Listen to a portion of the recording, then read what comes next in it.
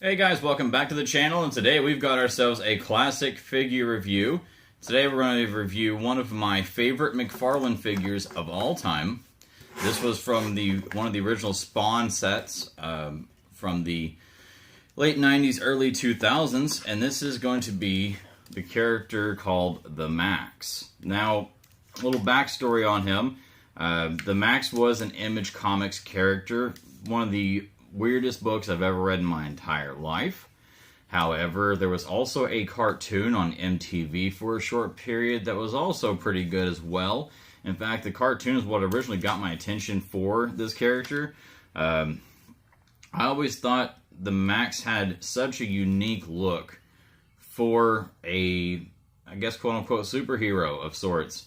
And so when McFarlane came out with this in his Spawn line, I jumped on it. Now this version, this is the standard version of the figure. I unboxed mine, obviously.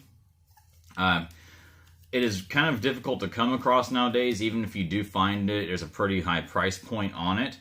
There's also several versions of this figure that came out. This figure was packaged with a thing called an Is, which were kind of like the little goblins in the comic book and the TV show that were constantly giving the Maxx tons of headache. So this version only came with the white Is. There was also a version that came with a black and a white Is. And then they also made a McFarlane Club exclusive that I believe came with red Ises. And then there was also a bag of Ises that you could buy that had, I think, 5 or 6 different colored Ises in it. I know you're thinking, wow, can you say Is anymore?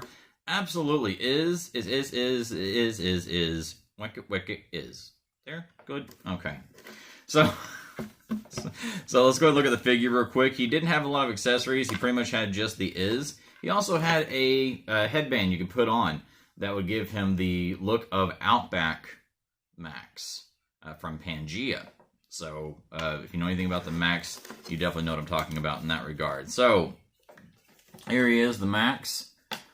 Definitely classic Maxx facial structure and design, which is just, you know, big gigantic teeth for some reason, or possibly a beard. Actually, I think that might be a beard now that I think about it, but hard to tell. It's been a while since I've read the comic, and I don't think they ever really discussed what that white part is there, but it does make the face really stand out. I mean, if you ever see this character on a comic book cover, I mean, the face, you see it instantly. You think, wow, that is crazy looking. What is that? He's got the giant claws, which I was also obviously a fan of. That purple and yellow really pops. Got those major pod colors going on. Gigantic boots. I mean, this thing is a huge figure, surprisingly. I'll give you for scale. So here's Sammy Guevara, which we just recently unboxed. And there's him right next to him. But if you look at the overall actual size of Maxx, he's a pretty sizable figure.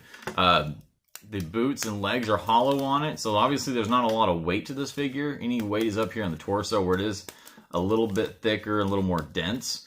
But I do love the typical McFarlane design detail of this. I mean, lots of detail to the deco on the boots. And then, of course, the mask, and then, of course, the paint looks tremendous on it, too. That bleed over going the yellow, black to the purple. I think it looks great. And, of course, all the muscle toning on it looks great as well. Obviously, this is before a lot of the figures started getting that really high-end level of posability. I would love for McFarlane to go back and do another figure of the Maxx, like a more updated version for 2020, because I would jump on it instantly. Wouldn't even think twice, because I think it's such a cool-looking character.